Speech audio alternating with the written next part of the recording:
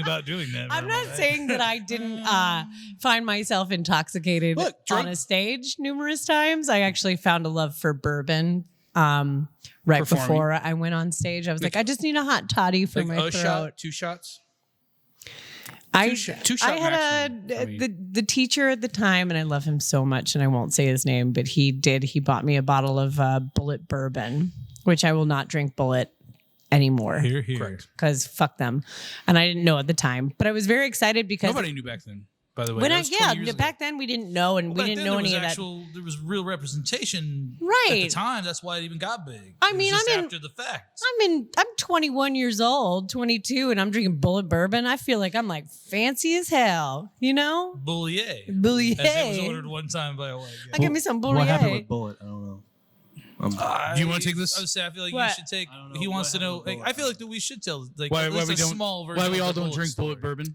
Because they're like super homophobic, and yeah.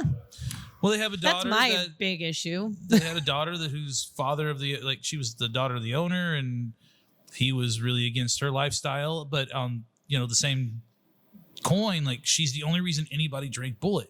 She was the one that was the brand ambassador. She's the one that hit the country and made it something. And then you got she's the one that made all these white frat dudes come in who want old fashions with the Bulleit rye. And I'm like, it's ridiculous. And then later you find out like all this trouble that she's had with her father in this, and how anti her community as a whole he is. And then even in the switching of ownership, then it was really apparent, because they never fired her, but they absolutely did not have a seat for her at the coronation, that they when they handed over the business or whatever. Which is unbelievable. It was very ridiculous, and it handled super poorly considering the work that she did. I know it gets into some financial court and opinionated things, but as far as that, I don't support the brand. I don't understand the community as a whole. Why support a brand that does something like that so blatantly? And it's contracted out. It's not. It's not like it's some. Oh well, they just do such a good job. They contract that out. It's not even. There's a reason that Four Roses doesn't fuck with it anymore. And it's all. Well, they used to be Four Roses. Well, it used to be Four Roses. Dan Gardner will tell you. Right.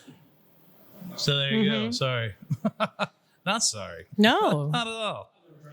Also, I mean, Tom Bulleit was allegedly accused of abuse too, and that as well. Yes, abuse as well. So he's a pederast and a fucking asshole. Just a allegedly. rock star team. Part of what this podcast is about. We should be telling people like that's the type of inside stuff that we hear about that most people wouldn't really know. Right. Like you're not privy to that. We'll put this in the reel when we ask Diageo for sponsorship. We will not. We're just kidding. Diageo. Third episode.